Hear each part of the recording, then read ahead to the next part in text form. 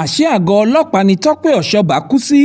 Ẹ wá gbọ́ àṣírí ńlá tí ọkọ rẹ̀ tú àti bó ti ṣe kan bàbá olówó Adenuga.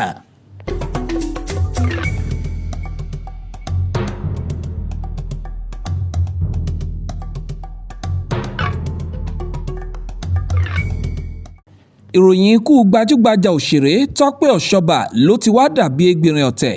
Bá a ti ń pa kan nìkan ń rú, ń ṣe ni oríṣiríṣi àwọn àṣírí kan ṣubú léra wọn lórí ọ̀rọ̀ náà. Ṣé ẹ kúkú rántí pé lẹ́yìn ìpapòdà arẹwà òṣèrébìnrin yìí ní ẹni 40 ọdún ni àwọn mọ̀lẹ́bí rẹ̀ jáde láti ṣe àlàyé pé kò dùn mọ́ àwọn nínú pé ìròyìn pé àìsàn jẹjẹrẹ ọyàn tí Tope Osoba bá fínra ní bí ọdún 2 sẹ́yìn táwọn ayé sì fi nawọ́ ìrànwọ́ sí i ló pa ọmọ àwọn, tí àwọn mọ̀lẹ́bí rẹ̀ sì pé ibi ayé fojú sí ọ̀nà kò gba ibẹ̀ lọ rárá, ṣùgbọ́n tí wọn kò sọ ní pàtó ohun tó ṣokùnfà ikú òṣèrébìnrin náà. Wàyí ọkọ àfẹ́sọ́nà Tope Osoba, wòlíì ìtùnú ọ̀nà dẹ́kọ̀ fúnra rẹ̀ ló ti jáde síta sáyé láti wá ṣàlàyé tó sì tú àwọn àṣírí ìkọ̀kọ̀ lórí ikú tó pa òṣèrébìnrin yìí. Ọ̀nàdẹ̀kọ̀ ó ní àgọ́ ọlọ́pàá kan ní Ìkòròdú nípínlẹ̀ Èkó ní Tope Osoba kú sí. Nínú ìfọ̀rọ̀wérọ̀ pẹ̀lú iléeṣẹ́ ìròyìn atọ́pinpin kan tí wọ́n ń pè ní Celestial Reality Check tó tan mọ́ ìjọ mímọ́ Celestial Church of Christ ní Ọ̀nàdẹ̀kọ̀ ti ṣàlàyé àwọn ọ̀rọ̀ yìí lọ́jọ́ àbámẹ́ta sátidé àná.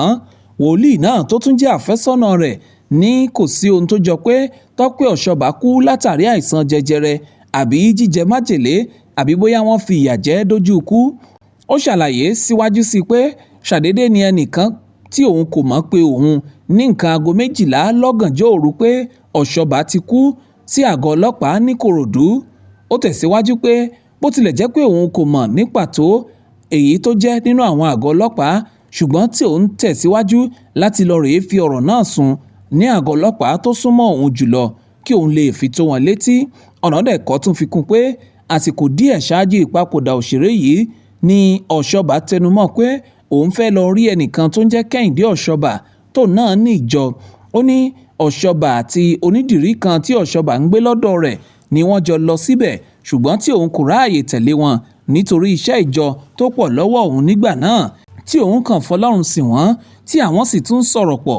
Kódà Osoba tẹ ọ̀rọ̀ kan jíṣẹ́ lórí ayélujára tó kọ báyìí pé ògo tuntun. Ó fi kún pé Osoba sọ fún òun pé òun fẹ́ láti rí i lásìkò náà, ṣùgbọ́n tó jẹ́ wípé àwọn kò ráàyè ríra látàrí bí ọwọ́ òun ṣe dí pẹ̀lú iṣẹ́ inú ìjọ. Ó wá ṣe àdáyanrí pé àhesọ lásán ni ọ̀rọ̀ kan tó ń lọ nígboro pé 30 mílíọ̀nù náírà táwọn èèyàn tó fi mọ́ gbajúmọ̀ bọ̀rọ̀kìnní Adenuga dá fún Osoba nígbà tí àìsàn jẹjẹrẹ ń bá a fínra ni òun fi kọ́ ìjọ òun. Ó tan ìmọ́lẹ̀ sí pé ọ̀rọ̀ kò rí bẹ́ẹ̀ rárá, nítorí ìjọ òun ti ń bẹ láti bí 20 ọdún sẹ́yìn, tó sì jẹ́ pé bí ọdún 2 sẹ́yìn péré ni òun àti Osoba mọ́ra, tó já sí pé ṣọ́ọ̀ṣì òun ti ń bẹ tó sì ti dúró tán kí Osoba ó tó darapọ̀ mọ́ wọn. Gbogbo ọ̀rọ̀ yìí tí Ọ̀nàdẹ̀kọ̀ àfẹ́sọ́nà Osoba sọ ló wà nínú ìfọ̀rọ̀wérọ̀ tó ṣe láìpẹ́ yìí pẹ̀lú iléeṣẹ́ ìwé ìròyìn atọ́pinpin tá a ti dákọ̀ ṣáájú ọ̀hún, ṣùgbọ́n tí kò tíì sí ohun tó dáyàtọ̀ láti gbé lẹ́sẹ̀ àbí takò ó.